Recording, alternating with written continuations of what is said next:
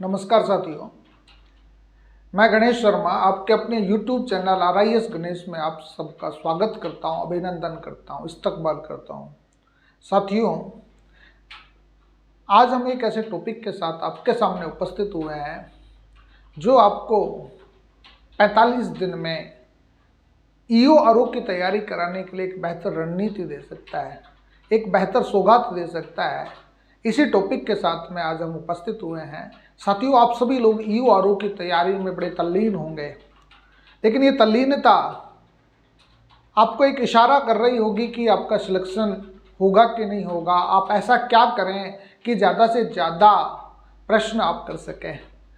साथियों, आप सब लोग जानते हैं कि EO जो पद है वो नगर पालिका में बहुत बड़ा पद माना जाता है, और नगर पालिका के हिसाब से, पावर के हिसाब से, प्रतिष्ठा के हिसाब से ये पद की काफ़ी अहमियत है।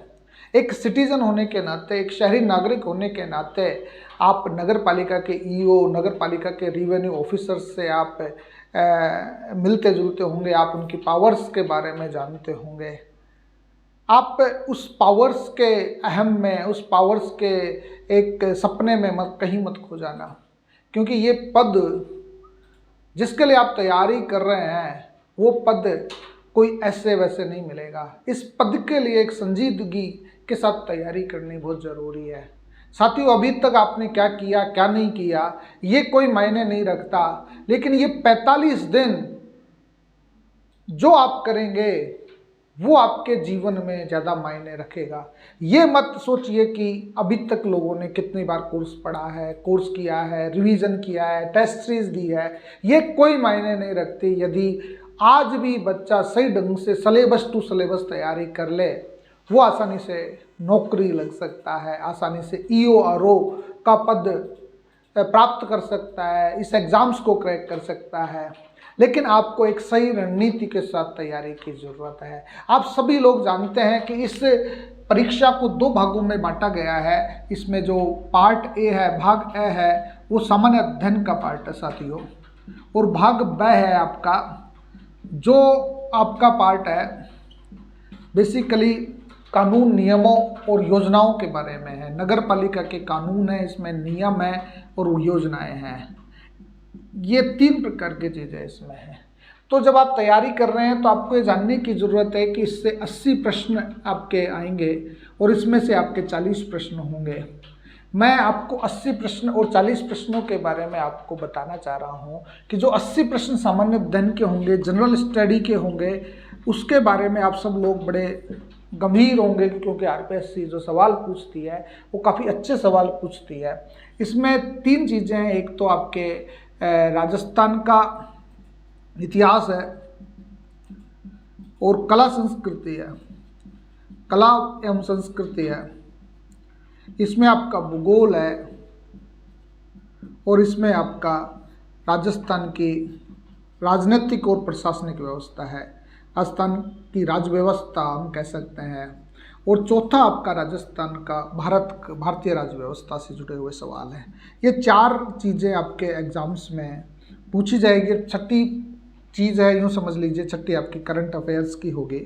इस करंट अफेयर्स से जो जुड़े हुए सवाल होंगे वो आपसे पूछे जाएंगे।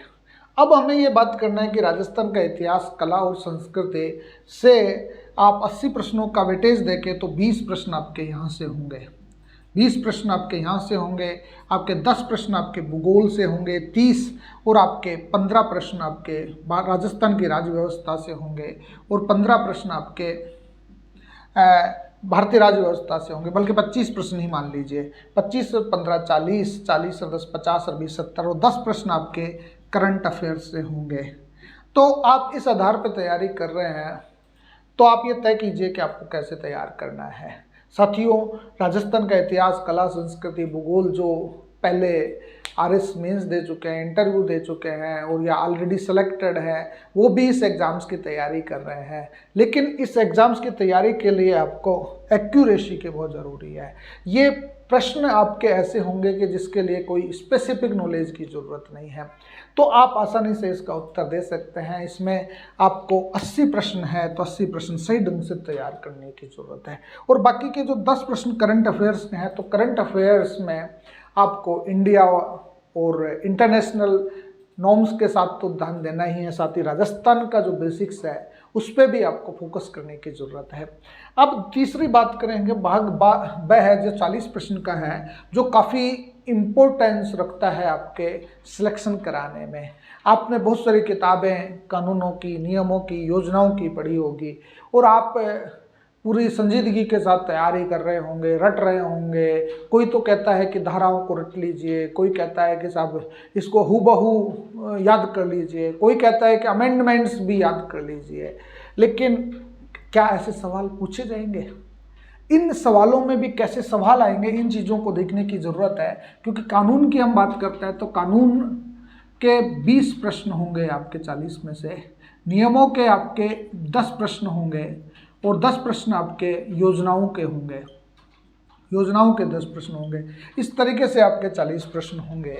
तो हमें बड़ी गंभीरता के साथ में, बड़ी मेहनत के साथ में तैयारी करने की ज़रूरत है। क्योंकि जो नियम है आपके, इसमें 3 नियम है आपके। एक तो कार्य संचालन का नियम है, एक समितियों का नियम है और एक आपका परचेजिंग रूल्स है 1974 का। ये 3 नियम यदि आप सही ढंग से तैयार कर लेते हैं तो आपके 10 में से 10 प्रश्न यहाँ से तैयार हो सकते हैं, जिसके लिए किसी स्पेसिफिक नॉलेज की ज़रूरत नहीं है। साथियों, मैं एक सरकारी विभाग से हूँ और सरकारी विभाग में होने के नाते मैं केवल आपसे यही कहूँगा कि हमें नियमों की, धाराओं की कोई स्पेसिफिक जानकारी नहीं होती, लेकिन उस कानून में, उस नियम में, उस प्रक्रिया में क्या क्या लिखा गया है ये हमें जानने की ज़रूरत होती है। हमें यदि कहीं नियम कोट करने होते हैं या धाराएं कहीं लिखनी होती है तो हम हमारे जो क्लर्क है उसके माध्यम से, एक फ्लैग के माध्यम से वो लेके आता है कि साहब इस धारा में ये प्रावधान किया गया है, तो ही हम कामकाज करते हैं। बाकी हमें हमारे खुद के कानूनों का जानकारी पता नहीं है। इसी तरीके से ईओ वहाँ बैठा हुआ है, कमिश्नर बैठा है, उसको भी किसी धारा की ज़रूरत नहीं है, ज्ञान की ज़रूरत नहीं है। केवल और केवल उस कानून में, उस नियम में, उस योजनाओं में क्या क्या प्रावधान किए गए हैं, इसी बात को जानने की ज़रूरत है। तो जो आपके कानून के जो 20 प्रश्न हैं आपके, इसी 20 प्रश्नों में आपके जो धाराएं हैं वो धाराएं आपको याद करने की ज़रूरत नहीं है, लेकिन उन धाराओं में क्या क्या प्रावधान किए गए हैं इस धाराओं के बारे में या उस धाराओं में जो प्रावधान किए गए हैं उनके बारे में आपको जानना जरूरी है। बाकी धाराएं रटने की आपको ज़रूरत नहीं है, क्योंकि इसमें से जो सवाल पूछे जाएंगे वो सवाल पूछे जाएंगे इनमें से कौन सा कथन सही है, इनमें से कौन सा कथन गलत है, इनमें से कौन सा युग्म सुमेलित है, इनमें से कथन यह है तो इसके कारण क्या है, इसके प्रभाव क्या है, इसकी कार्रवाइयाँ क्या हो सकती है, इसका आपके परिणाम क्या होंगे, ये ऐसे सवाल आपसे पूछे जाएंगे। या सुमेलित करवाने में आपसे जुड़े हुए सवाल पूछे जाएंगे तो वो स्पेसिफिक धाराओं के हो सकते हैं। वो आपसे पूछे जा सकते हैं कौन सी धारा क्या क्या किस किस तरीके से पूछी जाती है, तो वो धाराएं स्पेसिफिक पूछी जा सकती है। लेकिन उसमें भी आपको कोई स्पेसिफिक धारा रटने की ज़रूरत नहीं है। यदि आपको जो अध्याय आपके सिलेबस में दिए गए हैं, 10 अध्याय आपके सिलेबस में हैं, तो 10 अध्यायों में वो 10 अध्याय में कौन कौन सी धाराएं निहित है ये जानने की हमें ज़रूरत है और ये आपको जानना चाहिए। बाकी इसके अलावा कुछ भी जानने की ज़रूरत नहीं है। तो आप 20 में से आराम से यहाँ 17 या 18 प्रश्न कर सकते हैं। 17-18 प्रश्न आपने यहाँ कर दिए तो 10 में से आप 9 और 10 प्रश्न नियमों में आसानी से कर सकते हैं, यदि नियम की बारीकियाँ आपको पता है। तीसरी हम बात करते हैं योजनाओं की। योजनाओं में जो आपकी 8 योजनाएं हैं, इन 8 योजनाओं को बारीकी से जानना आवश्यक है और इसमें भी आप 8 से 10 प्रश्न आराम से कर सकते हैं। तो कुल मिलाकर मैं आपसे कहूं कि 40 प्रश्नों में से आप 35 प्लस प्रश्न यहाँ करके आ सकते हैं, आप सही ढंग से कामकाज करें तो। क्योंकि साथियों, एक मानवीय स्वभाव की सीमाएँ होती है, मानवीय मेमोरी की सीमा होती है कि आपसे धाराएँ ज़्यादा रटी नहीं जा सकती।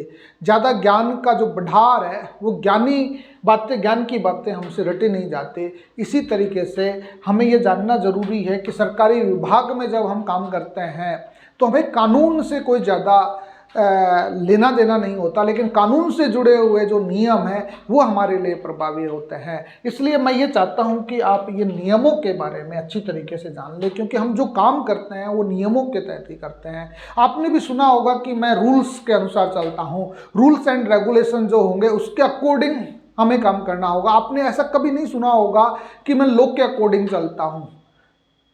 एक सरकारी कार्मिक कहता है कि मैं रूल्स एंड रेगुलेशन के तहत चलता हूं, तो रूल्स एंड रेगुलेशन ज़्यादा मायने रखते हैं। तो इससे जुड़े हुई बातें आपको पता होनी चाहिए। योजनाओं की हम बात करें तो योजनाओं और कार्यक्रमों को ही हम इम्प्लीमेंट करते हैं, तो योजनाओं और कार्यक्रमों के बारे में भी आपको पता होना चाहिए। अब तीसरी बात, हमारे पास में बच्चे यूँ कहते हैं कि साहब ये जो धाराओं में परिवर्तन हुए हैं, जैसे अभी हाल ही में सरकार ने 2022 में संशोधन किया नगर पालिका कानून में, वो संशोधन करना आपसे एग्जाम्स में नहीं पूछा जाएगा। आपसे एग्जाम्स में ऐसे कोई सवाल नहीं पूछे जाएंगे जो आपको परेशान करते हों। साथियों, ऐसा कहते हैं कि जो नियम है, कानून है, प्रक्रियाएं हैं, ये तो केवल हम इसलिए पूछ रहे हैं कि आप वाकई में जब सरकारी सेवा में जाएंगे तो आप सही ढंग से शासन और प्रशासन चला पाएंगे कि नहीं चला पाएंगे, इसीलिए ये सवाल पूछे जाते हैं। इसलिए यहाँ टेंशन लेने की आपको ज़रूरत नहीं है। जो भी आप एग्ज़ाम्स दे रहे हैं, जो भी आप टेस्ट सीरीज दे रहे हैं, जो भी आप किताब पढ़ रहे हैं, उसको सही ढंग से किताब पढ़िएगा और अपने शब्दों में उनको समझने का प्रयास कीजिएगा, क्योंकि ज़्यादा प्रश्न धाराओं के नहीं होंगे। ये बात आप अपने दिमाग में बिठा लीजिए और तैयारी करना शुरू कर दीजिए। रही बात पार्ट ए की, तो पार्ट ए में जो राजस्थान का इतिहास और संस्कृति आप पढ़ रहे हैं उसको अच्छी तरीके से तैयार कीजिए। लास्ट ईयर के प्रश्नों को आप देखिए, भूगोल के भी प्रश्न इसी तरीके से कीजिए।